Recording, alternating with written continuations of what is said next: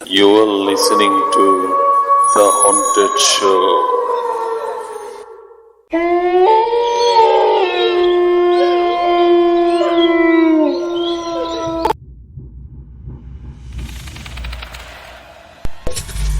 আসসালামু আলাইকুম, আমি রাকিব নিজাম।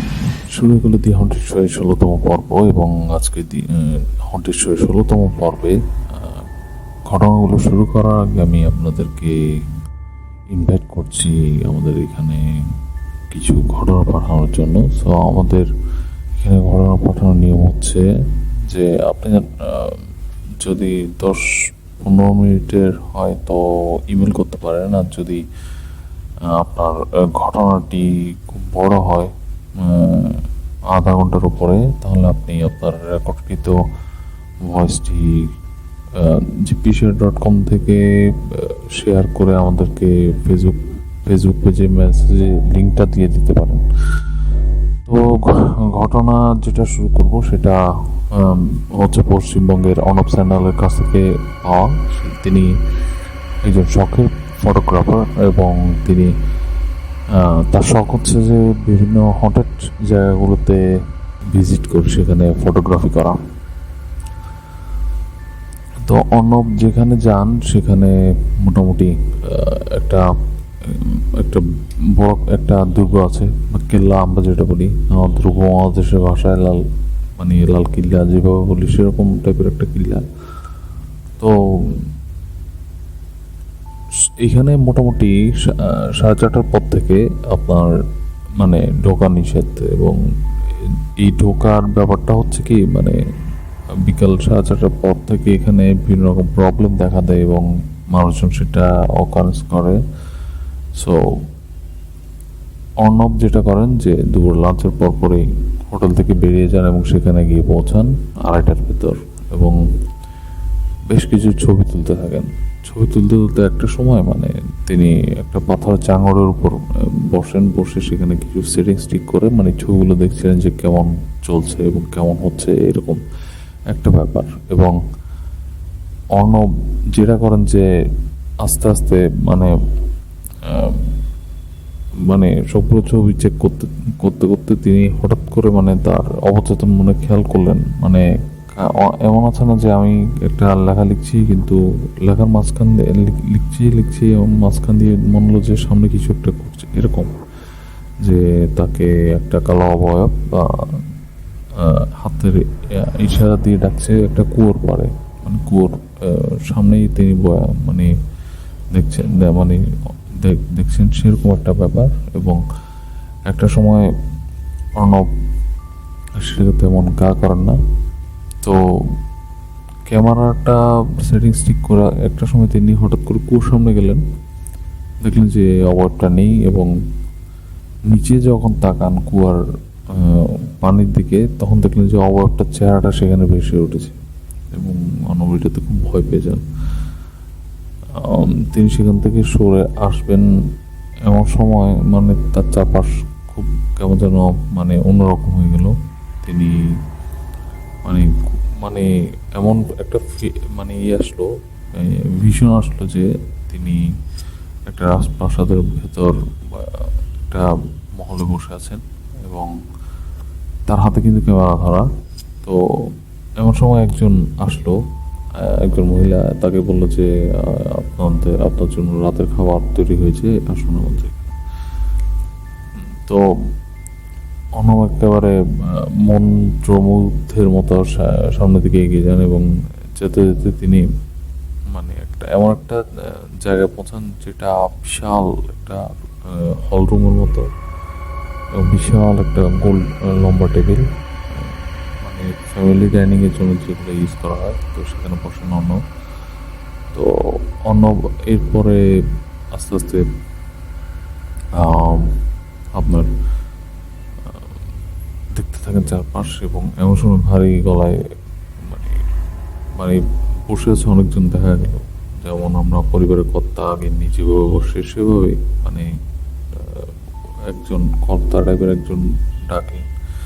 তার গায়ে ইন্টারেস্টিং একটা ব্যাপার হলো যে তার গায়ে কাপড় ছিল একেবারে রাজদের মতো। তো তাকে আহ্বান জানালেন খেতে বসার জন্য, এবং যখনই অর্ণব খেতে বসে যান তখনই ঘুরে যায় সেই ভয়ঙ্কর ঘটনাটি। অর্ণব বসার সাথে সাথে চারপাশ অন্ধকার হয়ে যায় এবং সেখান থেকে প্রত্যেকটা মানুষের অবয়ব, মানে যেই মানে দেহটা উধাও, পুরো উধাও। তো অর্ণব অনেক কষ্টে তার মোবাইলের ফ্ল্যাশ চালিয়ে সামনের দিকে দৌড়তে থাকেন। দৌড়তে অবশ্যই অন্দরমহলের কাছে গিয়ে পৌঁছান এবং সেখানে তার ভিশনটা শেষ হয়। এবং ভিশনটা যখন শেষ হয়, সেই ভিশন থেকে বেরিয়ে এসে তিনি দেখতে পান একেবারে সন্ধ্যা পেরিয়ে রাতের দিকে যাচ্ছে এবং অর্ণব সেখান থেকে মানে এক দৌড়ে হোটেল রুমে গিয়ে পৌঁছান। তো হোটেল রুমে তিনি যখন একজন ইয়েকে ধরেন, হোটেল বয়কে ধরেন, তো হোটেল বয়ের কাছ থেকে জানা যায় সব ঘটনা। সেটা হচ্ছে যে অর্ণব যেখানে গিয়েছে, যে ভিজুয়ালাইজ করেছে যে জিনিসটা, সেটা হচ্ছে যে সর্বশেষ যে রাজা ছিল ওই দুর্গে, সেই রাজাই আপনার মানে ডাইনিংয়ে খাওয়া অবস্থায় তাদের গোটা ডাইনিং হলটা বার্ন ডাউন হয়েছে একটা ইয়ের কারণে, আগুন সূত্রপাত থেকে, এবং পুরো সবাই সেখানে জ্বলে পুড়ে মারা যায়। ধন্যবাদ অর্ণব আপনার ঘটনার জন্য, এবং আজকের ঘটনাটা খুব দারুণ হয়েছে এবং আশা করি আপনাদের সবারই ভালো লেগেছে। ধন্যবাদ। আমরা চলে যাচ্ছি পরবর্তী ঘটনায়। আশা করি আপনাদের সামনের ঘটনাগুলো খুব ভালো লাগবে। You are listening to The Haunted Show.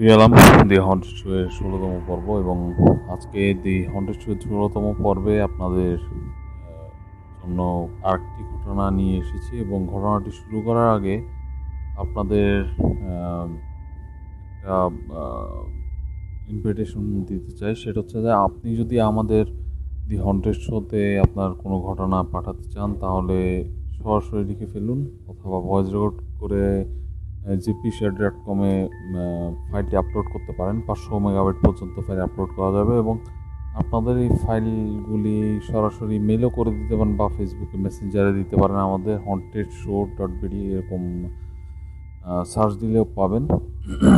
আমরা এখন চলে যাচ্ছি আফসার মামুনের একটি ঘটনা। আফসার মামুন ঢাকায়, তো তিনি নরসিংদীতে যাবেন এবং নরসিংদীতে যাওয়ার সময় একটি ঘটনার মুখোমুখি হন এবং তিনি ঢাকা থেকে রওনা দেওয়ার পরে তিনি যেটা হয় সেটা হচ্ছে যে ঘুমিয়ে গিয়েছিলেন, এবং একটা সময় তিনি তার ঘুম হঠাৎ করে যখন ভাঙে, তখন তিনি দেখলেন যে তাকে কন্ট্রাক্টর মানে ডাকছে যে স্যার। তো উনি ঘুম ভেঙে উঠে দেখেন যে এমন একটা জায়গায় এসে পৌঁছেছেন যেটা ঢাকা এবং নরসিংদীর মাঝখানে, এবং তিনি কন্ডাক্টরকে জিজ্ঞেস করলেন যে কী সমস্যা। তখন কন্ডাক্টর বলল যে স্যার, আমাদের গাড়ি নষ্ট হয়ে গিয়েছে, আপনাকে সম্ভবত নতুন একটি গাড়িতে যেতে হবে। তো নতুন গাড়ি কবে আসবে যখন জানা যাবে, তখন জানা যায় যে 2 ঘন্টা পরে আসবে, কারণ এই মুহূর্তে এই মানে শেষ রাতের দিকে কোনো ধরনের কোনো গাড়ি নেই। তো এটা শুনে তার মাথা মোটামুটি খারাপ হয়ে যায়। তিনি বলেন যে এটা কোন ধরনের কথা, মানে গাড়ি পাওয়া যাবে না, পাওয়া যাবে না। তো তিনি করেন কি, মানে সামনে একটা ফিলিং স্টেশন ছিল, ফিলিং স্টেশনে গিয়ে তিনি কিছুক্ষণ বসলেন। বসার পরে মানে তার অবচেতন মনে, মানে তিনি হেলান দিয়েছিলেন একটা পিলারের সাথে, তিনি সেটা দেখে তার মানে মনে হয় যে সেখানে কিছুক্ষণ রিল্যাক্স করা যাবে। তো তিনি ঘুমোতে এমন সময় আহ, মানে তন্দ্রার মতো লেগে এসেছে, তখন তিনি এক্সপিরিয়েন্স করলেন যে সেখানে আহ, তার সামনে কেউ একজন ঝাড়ু দিচ্ছে। তিনি চোখ খুলে দেখলেন যে কেউ নেই। আবার চোখ বন্ধ করলেন, ঝিমুতে লাগলেন। আবার হঠাৎ করে তিনি শুনলেন ঝাড়ুর আওয়াজ। তিনি চোখ খুললেন, দেখলেন একজন লোক। তো তিনি বললেন যে আপনাদের এখানে বাস কয়টা আসবেন অশ্বিন দিয়ে? তো বললেন যে ভদ্রলোক যিনি ঝাড়ু দিচ্ছিলেন তিনি বললেন যে স্যার, সকালে ছাড়া তো আসলে গাড়ি আসবে না, আর তো আছে 3 ঘন্টার মতো। আপনি এখানে কাছে বেছে কোনো একটা গেস্ট হাউসে উঠতে পারেন। তো তিনি ভাবলেন যে এটা তো খারাপ না। তিনি বলছেন যে কোন দিকে? তো দেখিয়ে দিলেন সেই ঝাড়ুদার, এবং ভদ্রলোক হেঁটে গিয়ে প্রায় 10 মিনিটের পর সেখানে গেলেন, এবং তিনি মোটামুটি মানে ওই জায়গায় পৌঁছানোর পরে তিনি দেখলেন যে সেই লোকটা, ঝাড়ুদারটা, যে এখানে ঝাড়ু দিচ্ছে। তিনি বেশ অবাক হয়ে গেলেন এবং তিনি জিজ্ঞেস করলেন যে আরে আপনি এখানে? যে আসলে একসাথে দুটো কাজ করি আর কি, আমি ওখানে পেট্রোল পাম্পে ওখানে ঝাড়ু দিই, আর এখানে কেয়ারটেকারও। এটা শোনার পরে ভদ্রলোক মানে মোটামুটি হয়। তো তার মানে আফসার ভাই তিনি তার ব্যাকপ্যাক গুছিয়ে সেখানে রাখেন, এবং রাখার পরে তিনি মোটামুটি হন যে এখানে রাতটা কাটানো যাবে, আর 3 ঘন্টা যেহেতু আছে, এরপর তো এমনি বাস চলাচল করবে। তো তিনি মোটামুটি সেখানে ঘুমিয়ে পড়লেন। তো ঘুমিয়ে পড়ছেন এমন সময় হঠাৎ করে তার রুমের ভেতর ঝাড়ুর আওয়াজ। তিনি উঠে দেখলেন যে একটা ঝাড়ু দেখে তিনি বেশ বিচলিত হয়ে পড়লেন, কারণ ওই কেয়ারটেকারটা এসে ঝাড়ু দিচ্ছে রুম। তো কেয়ারটেকারটার দিকে স্মিত হেসে বলছে যে স্যার, আপনি কি কিছু খাবেন? আপনার জন্য কি বানাবো? আমাদের এখানে মাটনের আইটেম হয়, মাটন পরোটা কি চলবে নাকি? তখন আফসার ভাই বললেন যে ঠিক আছে দেন, আমি খেয়ে দেখি কেমন হবে। তো আফসার তখন বেশ শীত করছে, এবং গায়ে কম্বল মুড়ি দিয়ে তিনি বসেন, মোবাইলে কিছুক্ষণ গেমস খেলে তারপর তার পরিচিত বন্ধু বান্ধবদের সাথে মানে চ্যাট করতে লাগলেন। একটা সময় মানে বেশ খানিকটা সময় পার হয়ে গিয়েছে। তখন আফসার হয়ে একটু উঠলেন, উঠে সামনের দিকে গেলেন, দেখলেন যে মোটামুটি ডাইনিং টেবিলে মানে খাবার রেডি, কিন্তু তিনি কেয়ারটেকারকে কোথাও দেখতে পেলেন না। তো আফসার ভাই একটা সময় মানে খাওয়া শেষ করতে করতে মানে রিয়েলাইজ করলেন যে মানে ভেতরের দিকের রুম যেগুলো আছে, মানে তাকে তো একটা রুম দেওয়া আছে, ভেতরের দিকের রুমগুলো থেকে খটখট একটা আওয়াজ আসছে, মানে নক করলে যেরকম হয় অনবরত নক হচ্ছে। তো আফসার ভাই এটাতে বেশ ঘাবড়ে গেলেন। তো সে সময় সেখানে তার সামনে কেয়ারটেকার হাজির হলো। কেয়ারটেকারকে দেখে তিনি বললেন যে কোথায় গিয়েছিলেন আপনি? তো কেয়ারটেকার বলছে এই তো সামনে গিয়েছিলাম স্যার, একটু আমার কাজ ছিল, এই ব্যাপার। তো তাকে দেখে মানে আফসার ভাই বললেন যে ঠিক আছে, আমি শুতে গেলাম, এরকম এরকম অবস্থা। আফসার ভাই মানে বেশ আরাম করে ঘুমাচ্ছিলেন। এমন সময় আবার ঝাড়ুর আওয়াজ শুনলেন। ঝাড়ুর আওয়াজ শুনে তিনি বললেন যে কিরে, আবার কি হলো? তো চোখ খুলে দেখলেন তিনি ফ্লোরের ভিতর শুয়ে আছেন, আর কেয়ারটেকারটা বিছানায়, এবং এটা দেখে তিনি খুবই ভয় পেলেন। ভয় পেয়ে তিনি মোটামুটি ভয় পেয়ে তিনি বললেন যে এটা কি হলো? উনি কিছু বুঝলেন না। তো তিনি করলেন কি, তার ব্যাকপ্যাক নিয়ে সোজা সোজা তিনি তার ঘর থেকে বেরিয়ে গেলেন, এবং বের হয়ে মোটামুটি এমন একটা জায়গায় পৌঁছালেন যে তার মানে ওই রুম থেকে একেবারে অনেকটুকু বেরিয়ে এসেছেন, কিন্তু সদর দরজা এখনো যেতে বাকি। এমন সময় কেয়ারটেকারের গলা এবং একটা দানবীয় গলা মিক্স হয়ে যেমন একটা আওয়াজ হয়, বলছে কোথায় যাচ্ছেন স্যার? আরো ঘন্টা দুয়েক আছে, এখনই যদি চলে যান তাহলে কিভাবে হবে? কিছু তো দেখে যেতে হবে। তখন আফসার ভাই দোয়া পড়া শুরু করলেন এবং মেইন দরজাটা খুলে সপাটে মানে দৌড় দিলেন সজোরে, এমন জোরে দৌড় দিলেন তিনি সাইকেল পেয়েছিলেন সামনে একটা, তো সাইকেলটাতে করে তিনি ছুটতে লাগলেন একেবারে যেই জায়গায় পেট্রোল পাম্পের ওখানে, সেখানে ছুটতে লাগলেন। তো তিনি মোটামুটি সেখানে গেলেন, মানে যেতে যেতে পথে তার মানে সাইকেলও ভারী হয়ে যাচ্ছিল, মানে তিনি বুঝতে পারছেন কিছু একটা তার সাইকেলের পেছনে চেপে বসেছে। তিনি খুব ভয় পেয়েছিলেন এবং তিনি দৌড়াদৌড়ি করতে লাগলেন এবং পেছন থেকে আওয়াজ আসছিল যে না দেখে চলে আসলেন, বেঁচে গেলেন এই যাত্রা। তো তিনি যখন ভেতরের পেট্রোল পাম্পের ভেতরে যান, তখন একটা লোক মানে কাউন্টারে ছিল, তো তাকে গিয়ে হুড়মুড় করে বলতে ভাই পানি দেন, পানি খাবো। তো পানি খাওয়ার কথা শুনে ভদ্রলোক বলেন যে কী হয়েছে, আপনার কাহিনী কি? তো ভদ্রলোককে আফসার ভাই সব কিছু খুলে বলার পর তিনি বললেন যে এই অবস্থা, এবং আফসার ভাই মোটামুটি মানে যা শুনলেন সেটা হচ্ছে যে সেই ইয়েতে একজন কেয়ারটেকারকে রাখা হয় এবং সেই ইয়েতে একটা ঘটনা ঘটে যে মানে কেয়ারটেকারটা মানে ওইটা অনেকদিন ধরে মানে খালি পড়েছে। অ্যাকচুয়ালি ওই গেস্ট হাউসটা শুরু হওয়ার পরেই কেয়ারটেকারটাকে রাখা হয়েছিল এবং দুদিন পরে তার লাশ পাওয়া যায়, এবং ওই গেস্ট হাউসে স্টিল নাও কোনো ধরনের কোনো গেস্ট থাকে। তো এই ছিল আফসার ভাইয়ের কাহিনী। অসংখ্য ধন্যবাদ আপনাকে, ভালো একটা ঘটনা পাঠিয়েছেন আমাদেরকে, এবং আপনাদেরও যদি এরকম ঘটনা পাঠাতে হয় তাহলে আমাদেরকে এখনই ইমেল করুন ragibnizam@yahoo.com, RAGIBNIZAM ragibnizam@yahoo.com। এই ছিল ঘটনা। আমরা ফিরে আসছি কিছুক্ষণ পরেই আর একটা নতুন ঘটনা দিয়ে। শুনতে থাকুন। You are listening to The Haunted Show.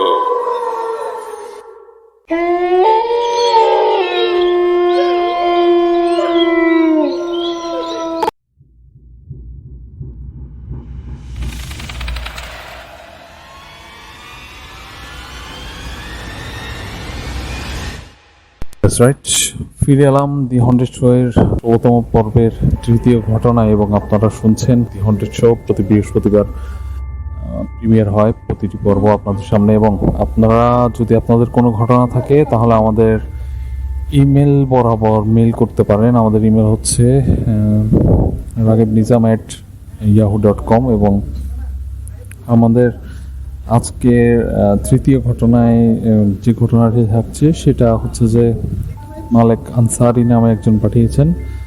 মালেক আনসারির ঘটনাটা খুবই দারুণ। আমি সকালে পড়ছিলাম তার মেইলটা। মোটামুটি তার এই যে কনসিকুয়েন্সগুলো সেগুলো খুব অসাধারণ। মানে তিনি বিয়ে যে কারোর জন্য মানে একটা সুখের একটা ব্যাপার হয়ে থাকে, কিন্তু তিনি এই বিয়েটা তার জন্য একটা কেন জানি অভিশাপ হয়ে এসেছে, এবং তিনি এই বিষয়টা মেনে নিতে পারেননি। মানে তার ব্যক্তিগত জীবনে এত বড় একটা দুর্ঘটনা ঘটে গেছে এবং তিনি সেটা আমাদের সাথে শেয়ার করতে বাধ্য হয়েছেন। তো ওনার ঘটনাটা হচ্ছে যে তিনি বিয়ের আগে একটা ফ্ল্যাট কিনেন। ফ্ল্যাটটা কিনে যেদিন সমস্ত জিনিসপত্র ফার্নিচার সবগুলো তিনি তার বাসায় নেন, এবং বাসায় নেওয়ার পর মালিক ভাই বলেন যে সেখানে তার সদর দরজার সামনে একটা বিশাল লম্বা একটা গ্লাস আছে, সেটা দিয়ে মানে রিফ্লেকশন হয় যে সামনে যে সিঁড়িতে কেউ যদি মানে সিঁড়ি দিয়ে কেউ উঠে বা নামে তাকে দেখা যাবে। সো তিনি দরজাটা খোলা ছিল, তো লিভিং রুম মানে ড্রয়িং প্লাস ডাইনিং এই একটা অবস্থার এই জিনিসটা তিনি মানে সেখানে দেখেন তিনি সেটা যে একটা মেয়ে খুবই পুরো শরীর কালো কাপড়ে ঢাকা, এবং সে নেমে যাচ্ছেন। কিছুক্ষণ পর মানে তিনি জিনিসটা দেখেও ইগনোর করলেন, কিন্তু কিছুক্ষণ পর তিনি খেয়াল করলেন যে জিনিসটা সিঁড়িতে বসে হু হু করে কাঁদছে। তিনি জিনিসটা দেখে তিনি একটু দৌড়ে গিয়ে দেখেন যে খুবই আশ্চর্যের বিষয়, সেখানে কেউ নেই, একদম কেউ নেই। সো মালিক ভাই যেটা করেন, তিনি সেই জিনিসটা কভার আপ করার জন্য তিনি ইন্টারকমে সিকিউরিটিকে কল করেন। সিকিউরিটি তাকে বলে যে এরকম টাইপের কোনো মানুষই নেই আমাদের এখানে, সো আপনি নিশ্চিন্তে থাকতে পারেন। তো একটা সার্টেন টাইম পার হয়ে গেল, তিনি এই ধরনের আর কোনো ধরনের অকারেন্স পাননি। 2 সপ্তাহ পর তার বিয়ে হলো। বিয়ে করে আসার সময় মানে তার ওয়াইফকে নিয়ে তিনি লিফটে করে উঠবেন বাসায়। তো তার ওয়াইফ যখন ওঠে তিনি সেটা দেখে খুবই ভয় পান। মানে এই জিনিসটা তিনি মানে সহ্য করতে পারেননি। মানে তার স্ত্রী তাদেরকে তাকিয়ে চোখ লাল লাল করে কান্নাকাটি করতে করতে বললো যে তুমি আমাকে একটু শান্তিতে থাকতে দাও, আমি একটু শান্তিতে থাকতে চাই। তো তিনি চোখ মুখ মুছে দিলেন। তিনি বললেন যে তোমার কি হয়েছে, আমি তো তোমার সাথে করিনি কিছু, মাত্র বিয়ে করে ঘরে নিয়ে আসলাম, তোমার তো এমনটি হওয়ার কথা নয়। তো ততক্ষণ লিফট তার বাসার সামনে চলে এসেছে এবং তিনি লিফট থেকে বের হয়ে পেছন দিকে একটু ঘুরে তাকালেন, দেখলেন তার ওয়াইফ নেই। তো মালিক ভাই বেশ বিচলিত হয়ে পড়লেন। তিনি জিনিসটা মানে ইয়ে করতে পারলেন না। তিনি দেখলেন যে ভেতরে এসে তার ওয়াইফ সে বিয়ে সাজগোজে আছেন, কিন্তু মানে মাথা থেকে নিচের দিকে ঝুলছে এবং তার ওয়াইফ ওই অবস্থায় শুয়ে আছে, মানে জ্ঞান হারিয়েছেন এমনটা। এটা দেখে মালিক ভাই খুবই ভয় পেয়েছেন, ডাক্তারকে কল করেন। ডাক্তারকে কল করার পর ডাক্তার এসে দেখেন, বলছে কোনো সমস্যা নেই, উনি ইটস ওকে, হয়তো বিয়ে করেছেন নতুন প্রথম হয়তো তার কাছে ভালো নাও রাখতে পারে, যেহেতু আপনাদের অ্যারেঞ্জ ম্যারেজ এইসব ব্যাপার। তো মালিক ভাইয়ের ওয়াইফের সেদিন মানে মোটামুটি এরপর সুস্থ জ্ঞান ফিরল। তিনি হাসি মুখে সব কিছু কথা বললেন, বিশ্রাম নিলেন। রাতে মালিক ভাই ঘুম থেকে উঠে একটু ওয়াশরুমে যাবেন, ওয়াশরুম থেকে ফিরে এসে তিনি দেখলেন যে তার ওয়াইফ বিছানায় নেই। এবং এইটা শুনে তিনি খুবই ভয় পেয়ে যান। তিনি ভয় পেয়ে মানে দৌড়ে পুরো ঘরটা চক্কর দিয়ে তিনি দরজা থেকে বের হয়ে এসে দেখলেন তার ওয়াইফ ঠিক যেই কাপড়ে ছিলেন সেই কাপড়েই সেই ঘরের সামনে ছিলেন। এবং সামনে সিঁড়িতে বসে তিনি এমন কিছু বলছিলেন যেটা মানে গায়ে লোম দাঁড়িয়ে যাবে। মানে তিনি বলছেন বলছিলেন যে আমি শান্তিতে থাকতে চাই, আমাকে বিরক্ত করো না, আমি শান্তিতে থাকতে চাই, আমাকে বিরক্ত করিও না। তো এই জিনিসগুলো দেখে মানে মালিক ভাই খুবই ঘাবড়ে যান। তো পরের দিন সকালে একজন হুজুর আসে, হুজুর এসে বলেন যে এই বাসায় অনেক প্রবলেম আছে, মানে এখানে যারা থাকে তারা চায় না কেউ আপনারা এখানে থাকুন। সো এটার পরে মালিক ভাই এই ঘর থেকে বের হতে পারছিলেন না, কারণ তিনি ফ্ল্যাট কিনেছেন, এই ফ্ল্যাট থেকে তো আর বের হওয়া যায় না। তো তিনি করলেন কি, মোটামুটি ফ্ল্যাটের ভেতরে যারা অন্যান্য ফ্ল্যাট বাড়ির ভিতরে অন্যান্য যারা আছে তাদের সাথে পরামর্শ করে, মানে প্রতিবেশীর সাথে সলা পরামর্শ করে তিনি কথা বললেন। এবং কথা বলার পর তিনি মোটামুটি মানে একজন বিশ্বস্ত একজন মসজিদের ইমামকে নিয়ে আসেন তাদের এলাকার, এবং ইমাম রিচুয়াল শুরু করেন এবং সেই বাসাটি বন্ধ করে দেন। এরপর থেকে তাদের জীবনে আর তেমন কোনো প্রবলেম হয়নি এবং তারা মোটামুটি জিনিসটা থেকে খুব পেতে পেরেছেন এবং ইনশাল্লাহ আর কোনো প্রবলেম হওয়া বলে হুজুর আশ্বাস দিয়েছেন।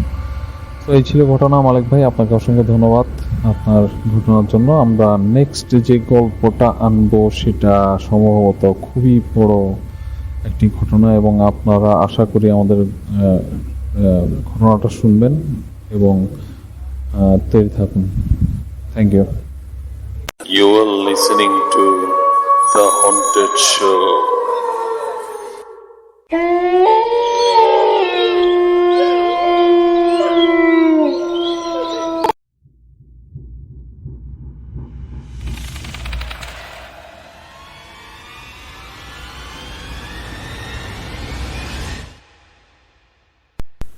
That's right. ফিরে এলাম দি হন্টেড শো নিয়ে, এবং দি হন্টেড শো এর 16তম পর্বের শেষ কাহিনী আপনারা শুনছেন। আমাকে রাকিব নিজাম বলছি, এবং এই মুহূর্তে আমরা চতুর্থ ঘটনায় চলে যাব। দ্রুত ঘটনাটি পাঠিয়েছেন শুভ ভাই। শুভ ভাইয়ের 4 বছরের দাম্পত্য জীবনে খুব সুখেরই সময় কাটছিল, কিন্তু বিপত্তি বাজে সেখানে যখন তারা তাদের ভাড়া বাসা চেঞ্জ করেন। এবং তিনি বলেছেন যে শুভ ভাইয়ের মানে ওয়াইফ একদিন রাত্রে হঠাৎ করে আর শ্বাস ফেলছেন না। মানে শুভ ভাই বিছানায় বসে অ্যালার্ম দিয়ে কথা বলতে বলতে খেয়াল করেন যে তার স্ত্রী নাক মুখ দিয়ে শ্বাস প্রশ্বাস চলছে না, এবং এটা দেখে শুভ ভাই ভয় পেয়ে যান এবং তিনি মোটামুটি তার ওয়াইফকে বলেন যে তুমি কথা বলছো না কেন, কি হয়েছে তোমার, মানে এই কথা। তার ওয়াইফ একেবারে চোখ বন্ধ করে শুয়েছেন, কোনো হার্টবিট নেই, এবং শুভ ভাই সেটাতে ঘাবড়ে যান। তিনি মেডিকেলের নিয়ম অনুযায়ী 15 মিনিট ইয়ে করার পরে, প্রেশার আপ ডাউন করার পরে মানে ইয়ে করেন, দেখেন যে তার ওয়াইফের জ্ঞান ফিরেছে। তার ওয়াইফ ভীত সন্ত্রস্ত চোখে তাকিয়ে তার দিকে বলছে, আর বেশি সময় নেই, ওরা আসছে আমাদেরকে নিতে। তো এটা শুনে শুভ ভাই হঠাৎ করে ভয় পেয়ে যান। এতদিন তো কিছু হয়নি, নতুন বাসায় সেখানে ওইগুলো হচ্ছে।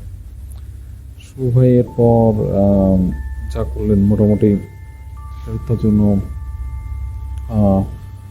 অনেক মানে কষ্টকর একটা বিষয় হয়ে দাঁড়িয়েছিল, কারণ তার ওয়াইফ সামনের দিনগুলোতে যে এমন ভয়ঙ্কর ঘটনাগুলো ঘটাবেন এবং শুভ ভাই সেটা বিলিভ করতে পারেনি।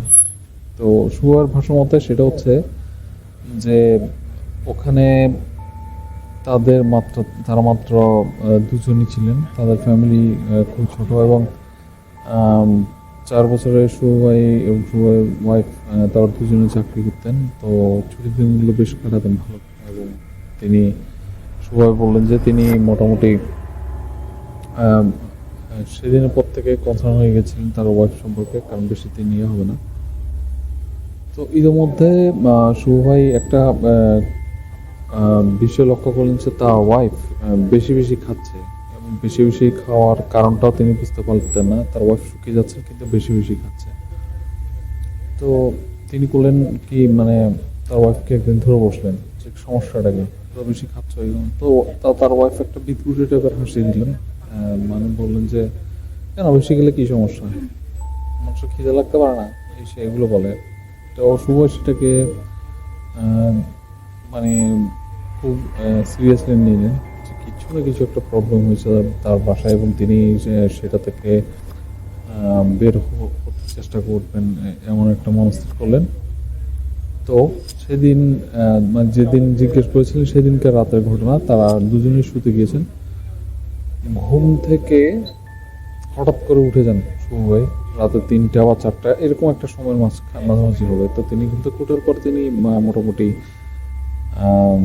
একটা জিনিস মানে তার কাছে আসছে, এই রাতের বেলা তার ওয়াইফ কোথায় যাবে, পুরো ঘরে নেই, পুরো ঘর খুঁজে দেখলেন পুরো ঘরে নেই, এবং শুভ ভাই এতে বেশ মানে ভয় পেয়ে যান, এবং সারা ড্রয়িং রুমে বসে থাকেন।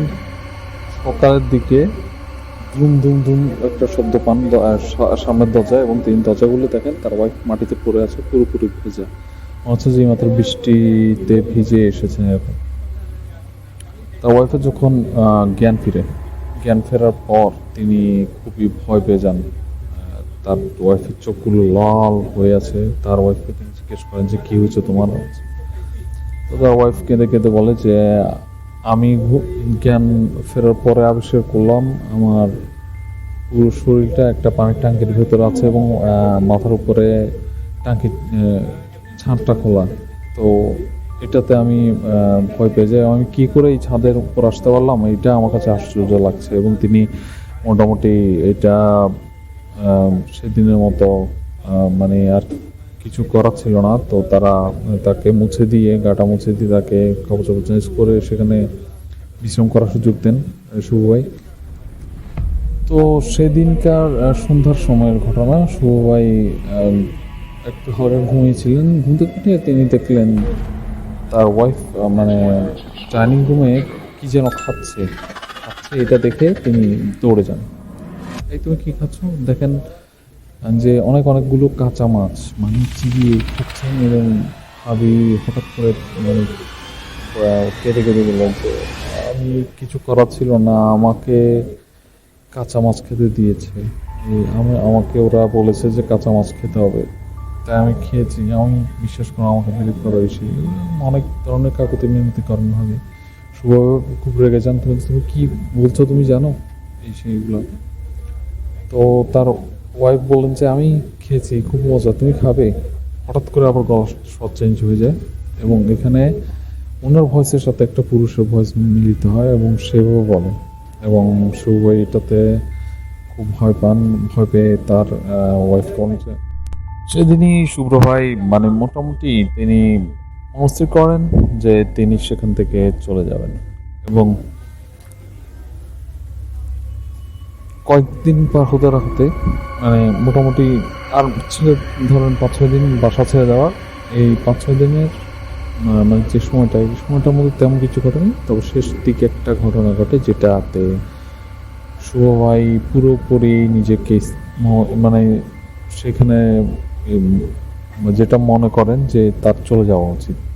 তো ঘটনাটা হচ্ছে এমন যে তিনি ঘুমিয়েছিলেন, ঘুম ভাঙতেই তিনি দেখেন ঘুম ভেঙে গেছে, মানে রাতে হঠাৎ করে মানুষের ঘুম ভাঙে সেটা দেখেন অনেকে, সেরকম দেখেন যে ভাবি তার মুখের উপরে মুখ বরাবর, এবং এটা দেখে তিনি প্রচণ্ড ভয় পান। ভয় পেয়ে তার ওয়াইফকে জিজ্ঞেস করেন যে তুমি আমার এখানে কেন, মানে একটু সাহস করবেন। তার ওয়াইফ আবারও সেই কান্না নাকি সুরে যে আমাকে খুব ওরা বলছে, আমাকে বলছে যে আর কটা দিন। তো এটা শুনে শুভভাবে বলে যে মানে তার এতটা ভয় লাগে যে তিনি তার ওয়াইফকে ধরে আস্তে করে বিছানায় শোয়ান, এবং তার সমস্ত শরীর নাকি ভয় কাঁপছিল, এবং শুভ ভাই সেটা মানে হচ্ছিল, তার প্রচণ্ড খারাপ লাগছিল এই জিনিসটা থেকে। তো মোটামুটি তিনি একটা কাজ করেন, যেটা হলো সেটা হলো একজন হুজুরকে নিয়ে আসেন, মসজিদের ইমাম। তিনি বলেন যে ঘরে 7 জন জিন অনেক আগে থেকে বাস করতো, এই বাসাটাতে খুব রিসেন্টলি আপনারা উঠেছেন, এবং এটা তাদের পছন্দ হয়নি। সো তারা চিন্তা করেছে যে আপনাদেরকে যেভাবে হোক এখান থেকে উৎখাত করবে। তো মোটামুটি শুভ ভাই সেটা চিন্তা করলেন যে এখানে থাকা তো আর সম্ভবই না, কারণ যদি থাকতে হয় তাহলে এই জিনিসটা আমাদের জন্য অনেক একটা মানে বিপদের একটা বিষয় হতে পারে। তো শুভ ভাই সেটা মোটামুটি সেটা করার জন্য তিনি চিন্তা করলেন যে শুভ ভাই সেই বাসাটা ছেড়ে দেন, এবং তিনি বলেন যে মানুষের জীবন আসলে খুব ছোট, মানে সবকিছু চিন্তা করে বলা যায় না, সবকিছু দেখেও দেখা যায় না। এমন কিছু জিনিস দেখতে হয় যেটা মুখ বুঝে হজম করে ফেলতে হয়, কিংবা কাছের মানুষকেই জানানো যায়, সবাইকে বলা যায় না। তো তিনি বলেছেন যে আপনাদের কারো জীবন যেন এমন না হয়, সেই চেষ্টা করতে পারছেন, নামাজ কালাম দৌড়াদৌড়ি এগুলো করতে বলেছেন, এবং তিনি বলেছেন যে সবাই যেন ভালো থাকে, সুস্থ থাকে। আমিও সেই কামনা করে আজকে আমাদের এপিসোড প্রায় শেষের পথে। আপনাদের যদি কারো কোনো ঘটনা থাকে আমাদের কাছে ইমেল করতে পারেন। ইমেলের ঠিকানা হচ্ছে রাগিব নিজাম, RAGIBNIZAM ragibnizam@yahoo.com। এবং আমাদেরকে আপনারা আরও একটা কাজ করতে পারেন, সেটা হচ্ছে যে ফাইল যদি বেশি বড় হয়ে যায় রেকর্ডকৃত ভয়েসের, ধরেন 40 MB 50 MB 100 MB পর্যন্ত, তাহলে আপনারা কাইন্ডলি gpshare.com নামে একটা সাইট আছে, ZIPPYSHARE gpshare.com। এই সাইটটাতে আপনাদের ঘটনাগুলো রেকর্ড করে সেখানে আপলোড করে আমাদের কাছে পাঠিয়ে দিতে পারেন। লিঙ্কটা জাস্ট দিয়ে দিলে হবে, আমরা সেটা ডাউনলোড করে আমাদের সবার সাথে করে দিব। আর কোনো ধরনের ব্যাকগ্রাউন্ড মিউজিক প্লিজ ইউজ করবেন না। সবার কাছে এই দোয়া রইল, সবাই ভালো থাকবেন, সুস্থ থাকবেন, আল্লাহ হাফিজ।